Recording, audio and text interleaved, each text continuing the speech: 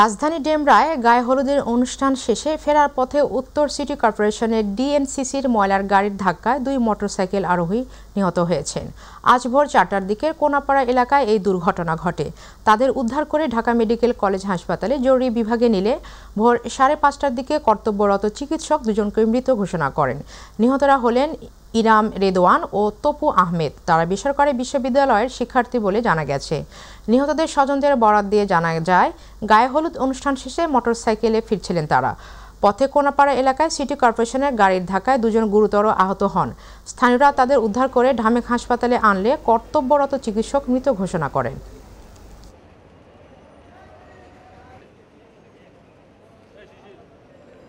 ত্রয়োদশ জাতীয় সংসদ নির্বাচনকে সামনে রেখে আজ থেকে কাজ শুরু করবে নির্বাহী ম্যাজিস্ট্রেটরা। আচরণবিধি প্রতিপালনের জন্য ভোট গ্রহণের 2 দিন পর পর্যন্ত তারা দায়িত্ব পালন করবেন। এর আগে বৃহস্পতিবার নির্বাচনের তফসিল ঘোষণার পর দিন থেকে দেশের প্রতিটি উপজেলা ও থানায় 2 জন করে নির্বাহী ম্যাজিস্ট্রেট নিয়োগের সিদ্ধান্ত নেয় নির্বাচন কমিশন। ইসি নির্বাচন পরিচালনা শাখার উপসচিব মোহাম্মদ মনির হোসেনের সই করা এই সংক্রান্ত একটি চিঠি জনপ্রশাসন মন্ত্রণালয়ের সিনিয়র সচিবকে পাঠানো হয়েছে। চিঠিতে বলা হয়, ত্রয়োদশ জাতীয় সংসদ নির্বাচন অনুষ্ঠানের লক্ষ্যে প্রস্তুতিমূলক কার্যক্রম চলমান রয়েছে। জাতীয় সংসদ নির্বাচন উপলক্ষে তফসিল ঘোষণার পর দিন থেকে ভোট গ্রহণের 2 দিন পর পর্যন্ত মোবাইল কোর্ট আইন 2009 এর আওতায় আচরণবিধি প্রতিপালনার্থে প্রতি উপজেলা বা থানায় 2 জন করে এক্সিকিউটিভ ম্যাজিস্ট্রেট নিয়োগ করার জন্য নির্বাচন কমিশন সিদ্ধান্ত গ্রহণ করেছে। উল্লেখ্য, বৃহস্পতিবার সন্ধ্যায় ত্রয়োদশ জাতীয় সংসদ নির্বাচন ও গণভোটের তফসিল ঘোষণা করা হয়েছে। গতকাল সন্ধ্যায় জাতির উদ্দেশ্যে ভাষণে নির্বাচন ও গণভোটের তফসিল ঘোষণা করেন প্রধান নির্বাচন কমিশনার AMM নাসির উদ্দিন। ঘোষিত তফসিল অনুযায়ী আগামী বছরের 12 ফেব্রুয়ারি ভোট গ্রহণ অনুষ্ঠিত হবে। অসংখ্য ডুবোচর, অপরিকল্পিত ড্রেজিং, নদীর রুট পরিবর্তন সহ নানা সংকটে বরিশালের অভ্যন্তরীণ রুটের নদীপথ একে একে বন্ধ হয়েছে 15টি রুট।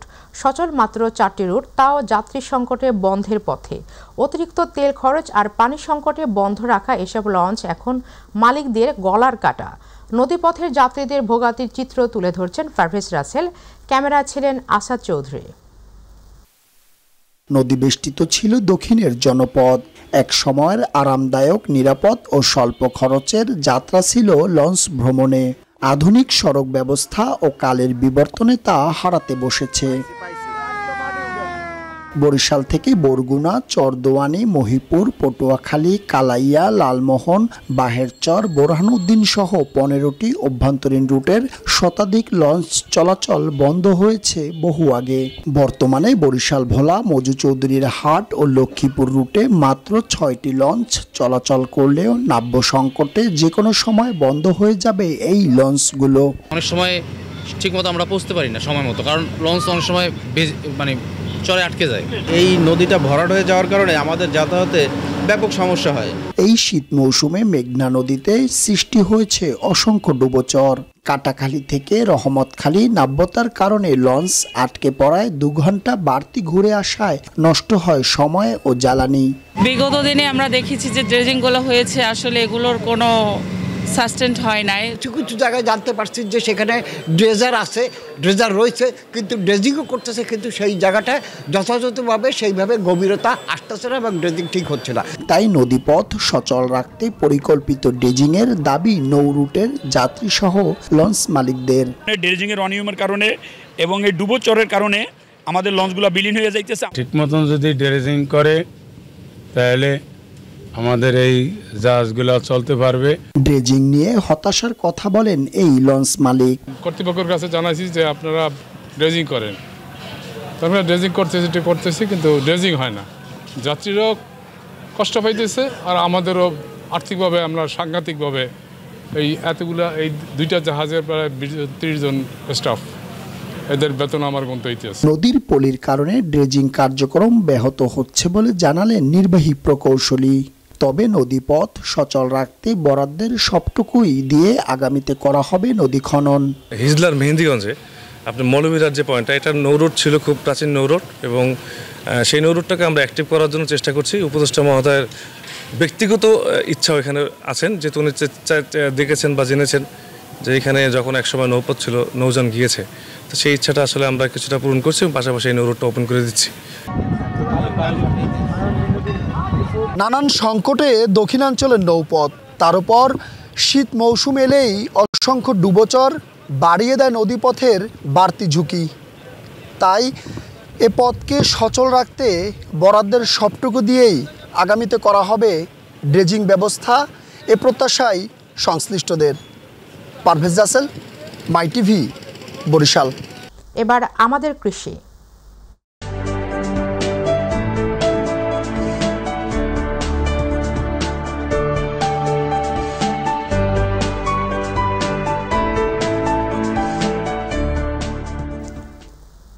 নোয়াখালীর ৯ উপজেলা মাঠ জুড়ে আমন ধানের বাম্পার ফলন হয়েছে। আবহাওয়া অনুকূলে থাকায় লক্ষ্যমাত্রা নির্ধারণ করা হয় ১,৩৭,৬০০ হেক্টর জমি, কিন্তু লক্ষ্যমাত্রা ছাড়িয়ে চাষ করা হয়েছে ১,৯১,৭২২ হেক্টর জমিতে। সংশ্লিষ্টরা বলছে কৃষিতে এক নীরব বিপ্লব ঘটেছে, তবে কৃষি পণ্যের মূল্য বৃদ্ধি পাওয়ায় প্রত্যাশিত মুনাফা ঘরে তুলতে পারছে না কৃষকরা। নোয়াখালী প্রতিনিধি ইউনুস শিকদার বাহারের তথ্যে আফজাল হোসেনের রিপোর্ট। মাথা উঁচু করে দাঁড়িয়ে আছে ধান গাছ, যেন সগৌরবে ঘোষণা দিচ্ছে নোয়াখালীর কৃষকদের সফলতার গল্প। জেলার ৯টি উপজেলায় গেল এক দশকের মধ্যে আমন ধানের সর্বোচ্চ ফলন হয়েছে, এতে কৃষকদের মুখে হাসি ফিরেছে। তবে সার, বীজ, কীটনাশক সহ শ্রমিক মজুরির দাম বেড়ে যাওয়ায় চাষাবাদের ব্যয় বেড়েছে আগের তুলনায় অনেক বেশি। এই বাড়তি খরচে কৃষকদের মুখে হতাশার ছাপ ফুটে উঠেছে। 10 বছরের তুলনায় এবছর ধান ফসল ভালো হয়েছে। 1 একর জমির আমন ধান চাষ করছি, 100 মনের উপরে ফসল হয়েছে। আমন ফসলের বাম্পার ফলন হয়েছে। স্বল্প মেয়াদী ধান, যেহেতু 120 দিনের ধান, যার কারণে আবহাওয়া ভালো ছিল, আমরা গড়ে তুলতে পেরেছি। অনেক ভালো ধান হয়েছে। প্রতি একর ধানে 80 মনের উপর হইব। এবছর যে ধান হয়েছে আর অন্যান্য বছর এই ধান হয় নাই। আবহাওয়ার উপকূল সুস্থ থাকার, ভালো থাকার কারণে ইনশাল্লাহ আমাদের সুবর্ণচর উপজেলায় প্রতি একর জমিনে আমরা ইনশাল্লাহ 52 ধান হোক, স্বর্ণা ধান হোক, 65-70 উপরে পর্যন্ত আমরা ফসল পাইতেছি। জেলার কৃষি বিভাগ কৃষকদের সহযোগিতা ও নিয়মিত পরামর্শ দিয়ে উৎপাদন বাড়াতে কাজ করে যাচ্ছে। ইতিমধ্যে কৃষকরা সংগ্রহকৃত আমন বিক্রি কার্যক্রম শুরু হয়েছে এবং বাজার মূল্য যথেষ্ট পরিমাণে বাজার মূল্য পাচ্ছে। আশা করি এই আবাদ আগামী দিনগুলোতে আরো বৃদ্ধি পাবে। আমাদের এবার যে কৃষি জমিগুলো ছিল, আমরা প্রত্যেকটা সময় তদারকি করেছি, মাঠ পর্যায়ে গিয়েছি। আমাদের উপসহকারী কৃষি কর্মকর্তাগণ তাৎক্ষণিক সার্বক্ষণিকভাবে আমাদের কৃষকদের সাথে ছিলেন এবং রোগবালাইয়ের ব্যাপারে তাদেরকে যথেষ্ট সচেতন করেছেন। আবহাওয়া ভালো থাকায় কৃষকরা সোনালী ধান ঘরে তুলতে পেরেছে এবার, তবে ধানের ন্যায্য মূল্য পাওয়া নিয়ে আশঙ্কা থেকেই যাচ্ছে। আফজাল হোসেন, মাই টিভি। রাজশাহী তানোরে গভীর নলকূপের গর্তে পড়ে যাওয়া 2 বছরের শিশু সাজিদ মারা গেছে। শিশুটিকে উদ্ধার করে তানোর উপজেলা স্বাস্থ্য কমপ্লেক্সে নেওয়া হলে গতকাল বৃহস্পতিবার রাত 10টায় চিকিৎসক মৃত ঘোষণা করেন। উপজেলা নির্বাহী কর্মকর্তা নাইমা খান শিশুটির মৃত্যুর বিষয়টি নিশ্চিত করেছেন। এর আগে পরিত্যক্ত একটি গভীর নলকূপের পাইপে পড়ে যাওয়া 2 বছরের শিশু সাজিদকে 32 ঘন্টা পর উদ্ধার করা হয়। গতকাল বৃহস্পতিবার 9টা 2 মিনিটে মাটির নিচে 40 ফুট গভীর গর্ত থেকে তাকে অচেতন অবস্থায় উদ্ধার করা হয়। এর আগে বুধবার দুপুরে গভীর নলকূপের ওই পাইপে পড়ে যায় শিশুটি। সাজিদ ওই উপজেলার কোয়েলহাট পুরপাড়া গ্রামের মোহাম্মদ রাকিবের ছেলে।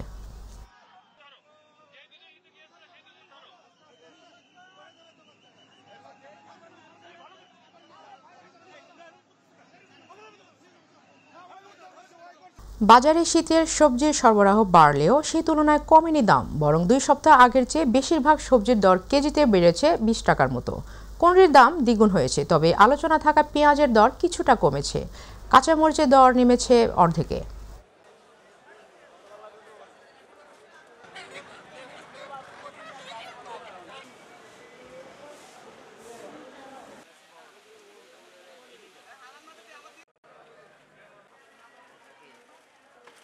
দর্শক, এই মুহূর্তে মিরপুর কাঁচাবাজারে রয়েছেন আমাদের সহকর্মী আফজাল হোসেন। সরাসরি চলে যাচ্ছে তার কাছে। আফজাল, বাজারের পরিস্থিতি কেমন দেখছেন আমাদেরকে জানান।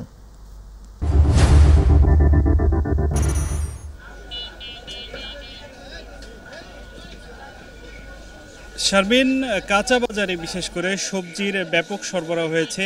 আপনি জানেন শীতকালের এই সময়টা থেকেই সিজনাল যেই সবজিগুলো আছে সেগুলোর বাজারে ভরপুর হয়ে ওঠে এবং প্রতিটি দোকানে, প্রতিটি সবজির দোকানে এখানে কাঁচামাল থরে থরে সাজানো রয়েছে। সব রকমের কফি ফুলকপি, বাঁধাকপি, এছাড়া ব্রকলি, টমেটো, সিম সহ সব ধরনের সবজি প্রচুর সমারোহ। এবং দোকানিরা বলছেন যে গত সপ্তাহের তুলনায় এবার সবজির দাম সবগুলোই একটু করে কমেছে, যেহেতু বাজারে সরবরাহ বেড়েছে। এছাড়া আরও বেশ কিছু, বিশেষ করে চালের দাম কমেছে বলে আমাদেরকে দোকানিরা জানিয়েছেন। গত সপ্তাহের তুলনায় প্রায় সব রকম চালেরই 2-1 টাকা করে কমেছে কেজিতে। তবে বেড়েছে পেঁয়াজের দাম। গত সপ্তাহে গত শুক্রবারে যেই পেঁয়াজটা 100 টাকা 90 টাকার মধ্যে ছিল, আজকে সেই পেঁয়াজ 130 থেকে 140 টাকা উঠেছে, যদিও নতুন পেঁয়াজগুলো 100 টাকার আশেপাশে বিক্রয় হচ্ছে। এছাড়া মুরগির কথা যদি বলি তাহলে ব্রয়লার মুরগির দাম কিছুটা আগের মতোই রয়েছে। ব্রয়লার মুরগির দাম এটা 150 থেকে 160-65 মধ্যে রয়েছে। তবে দেশি মুরগির দাম 550 থেকে 600 টাকায় পৌঁছেছে। এছাড়া মাছ মাংসের দাম প্রায় অপরিবর্তিতই রয়েছে। তবে ক্রেতারা সন্তুষ্টি জানিয়েছেন সবজি দামে, বিশেষ করে এই সময়টা তারা নানা রকম টাটকা শাকসবজি কিনতে পারছেন, খেতে পারছেন এবং প্রায় সবগুলো সবজি সুলভ মূল্যের মধ্যেই রয়েছে। বিশেষ করে বিভিন্ন সাইজের কফিগুলা 40 থেকে 50 টাকার মধ্যে তারা পাচ্ছেন, যেগুলো বেশ বড় সাইজের। এছাড়া অন্যান্য সবজিগুলো একেবারে টাটকা অবস্থায় তারা ঢাকায় বসে পাচ্ছেন এবং তারা সবজির দাম নিয়ে মোটামুটি সন্তুষ্টি প্রকাশ করেছেন। শারমিন, এই ছিল মিরপুর কাঁচা বাজার থেকে সবশেষ। ধন্যবাদ আপনাকে। এবার গ্রাম বাংলার খবর।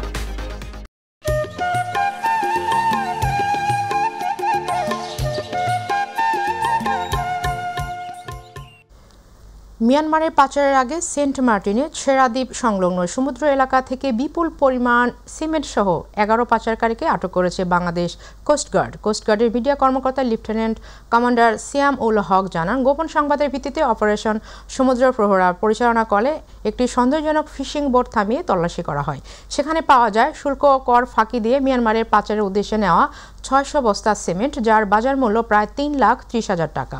পাচারে ব্যবহৃত বোটসহ আটককৃত 11 জনকে আইনানুগ প্রক্রিয়ায় হস্তান্তরের প্রস্তুতি চলছে। কোস্টগার্ড জানায়, পাচার ও চোরাচালান রোধে ভবিষ্যতে এমন অভিযান অব্যাহত থাকবে।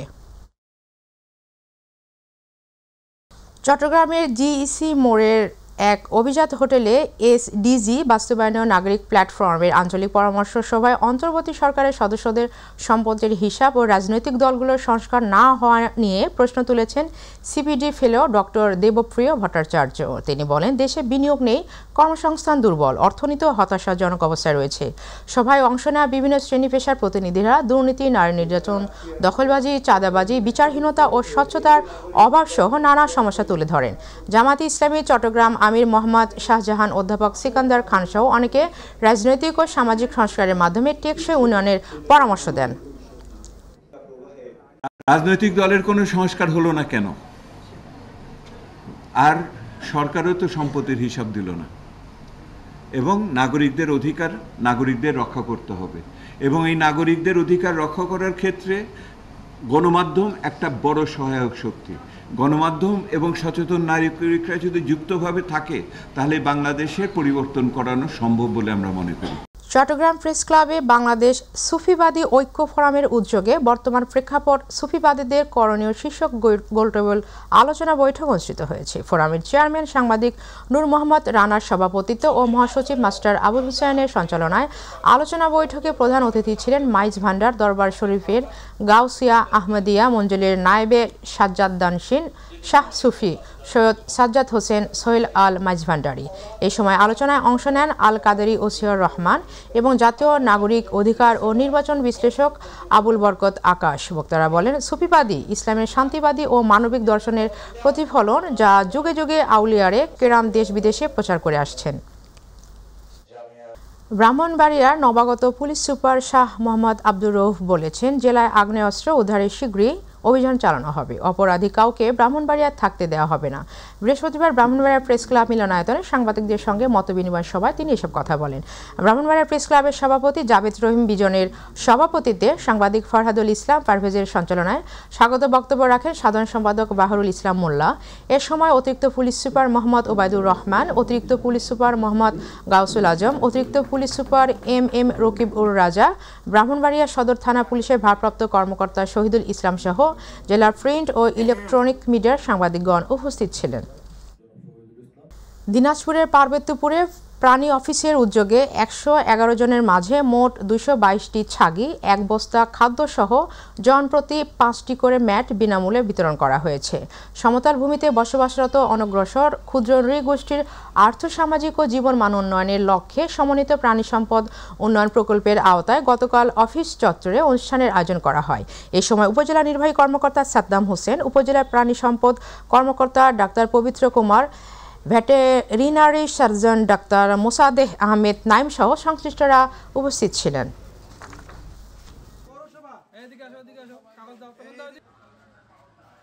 বরিশালের গৌরনদী উপজেলা আইনশৃঙ্খলা কমিটির মাসিক সভা অনুষ্ঠিত হয়েছে। উপজেলা প্রশাসনের আয়োজনে গতকাল উপজেলা পরিষদ হলরুমে সহকারী কমিশনার ভূমি মোহাম্মদ মেহেদি হাসানের সভাপতিত্বে আইনশৃঙ্খলা সভায় বক্তব্য রাখেন গৌরনদী হাইওয়ে থানার ওসি মোহাম্মদ শামীম শেখ, মডেল থানার ওসি তদন্ত মোহাম্মদ মাহবুব আলম সহ বিভিন্ন ইউনিয়ন পরিষদের চেয়ারম্যান ও দপ্তরের কর্মকর্তাবৃন্দ।